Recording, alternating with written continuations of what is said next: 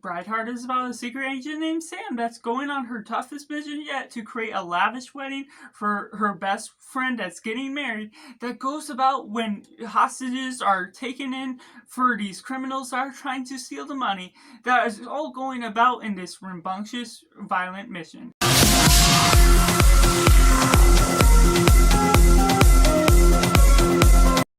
Welcome to Cinema, where we focus on the film. I'm Josh, this is Simply Cinema. Let me know in the comments below what you thought of Brideheart. Was it good, was it bad, or somewhere right in the middle, or if you're waiting for this review to see if you're going to see it or not. And taking it right in positive, the best things I can say about this film is that it's pretty tonally consistent. It's over the top with its comedy, to which those that are big fans of comedy will be all over certain aspects of this, depending on what sort of tone you're looking for. There's all sorts of gags, laughs, puns, and visual humor that's aided throughout the whole ride as a whole, and it's an action-filled piece that Simon West directs pretty well to the effective manner that's not necessarily a stylistic film that does a whole lot with what it needs to, but it handles its mannerisms to an effective degree that at least delivers on what it needs to at the bare minimum. So the nature of how that all pulls off, and we're getting fantastic performances throughout with a great cast: Rebel Wilson, Anna Shaw, others that just really liven up the environment, that can deliver with what they're given. That isn't always great for the manners of what the script offers, that I'll discuss later, but the ability for all the things to come together, making it a wild ride as a film, just can handle a sense of stability that will effectively be a girl go-to movie, or something that really can be a fun action movie at some sorts, working its magic with certain bits of the comedy. That'll be a hit or miss depending on what sort of humor, whether raunchy, whether normal. It does have a lot to offer throughout that department, whether it will effectively work for you. And taking it into the negatives, to which unfortunately a lot of what I had to say positively is what I'm grasping for, the nature of what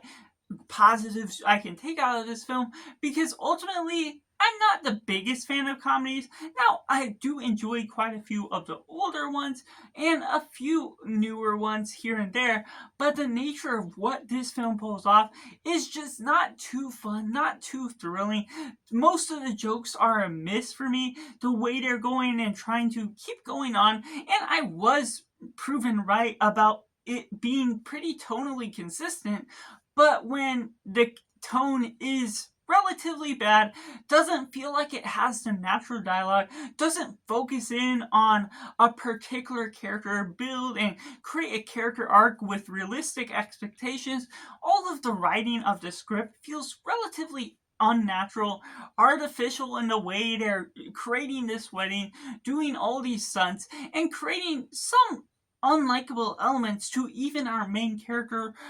Samantha, who is played by Rebel Wilson. Her being a top secret agent, she messes up at one point, and she messes up at another point, and there's certain moments that are played off as a joke, as if it's really meant to liven up the experience, to which, yes, it can effectively work for some, but the way it all comes out feels totally off balance with the natural ideas that make sense. And I wouldn't be too surprised if AI was involved or fully involved with creating the script to come to life, because there's humans doing sort of artificially human things,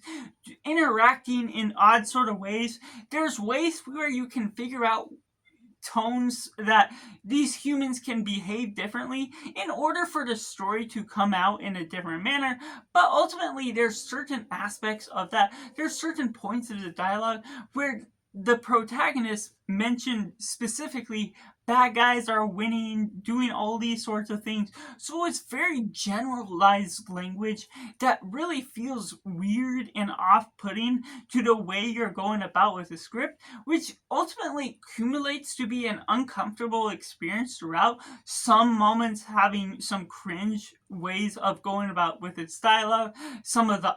off-putting jokes that may not always be the most disturbing, the way it flows on about, and it's not necessarily unpredictable in the manners that you're going about. to the way that even though if it's not predictable,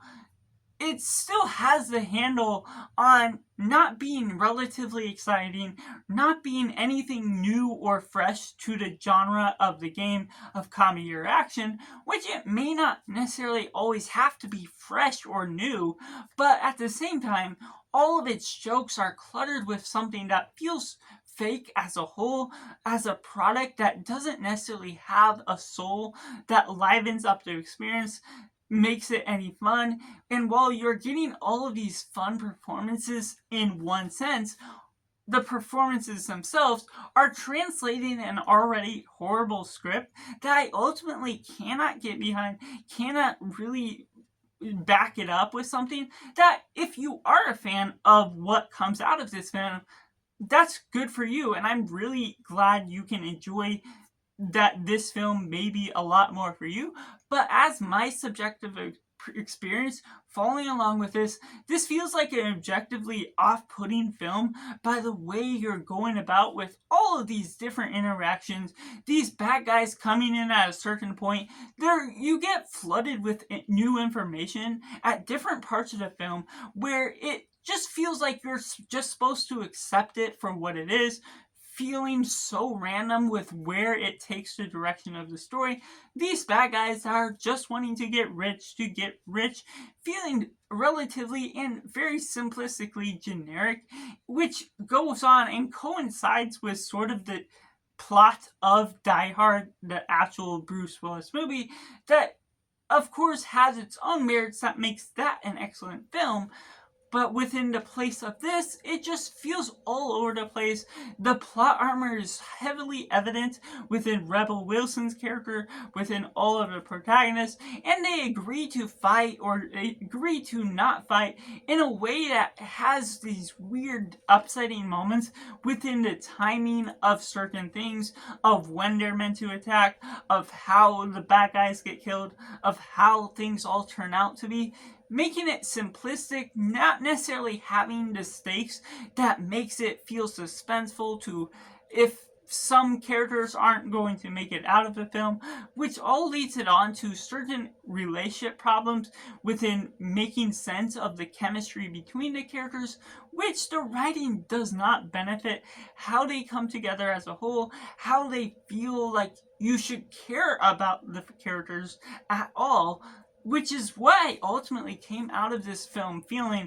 is, why should I really care about these characters getting trapped by all these bad guys? They're getting set up in a certain situation. Rebel Wilson's character gets thrown into the party, gets kicked out of the party as the maid of armor, because you're all getting discussed in this best friend sort of relationship, to which the matter of the one that's going to be married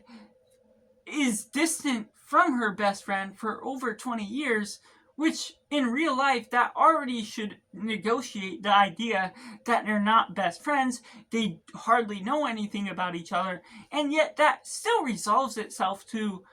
acting like they know each other, acting like it all is fine. And there's so many different complications to how that even makes sense to begin with, all the different things that should turn out in a different way, and there's stagnant characters that are just one-sided until they need to be something different, that the story suddenly flips the script, does something that of course is meant to feel forced and off-putting in the manipulative way of changing your heart toward that character, but because it feels unearned, it ultimately doesn't change my heart toward what I'm ultimately receiving from it, which includes the main character just as well. The way they're going about all the script, all the plot as a whole, is just cluttered with so much that surprisingly can feel tonally the same throughout the film, but when the tone is ultimately a bad tone, it certainly upsets me. So that's just my personal review for Bright Hard, which I have to rate as simply 2 out of 10, which could be ending up as a lowest film of the year. Let me know down in the comments below what you thought of Die Hard. Was it good? Was it bad? Or somewhere right in the middle? I'd love to know your personal thoughts just as well, because we all can share our different experiences on the film. And make sure to like this video if you enjoy it. Subscribe if you haven't already to join in film culture community where we talk about the love of cinema as a whole. So that's just all, and make sure to do yourself a favor and go watch a movie.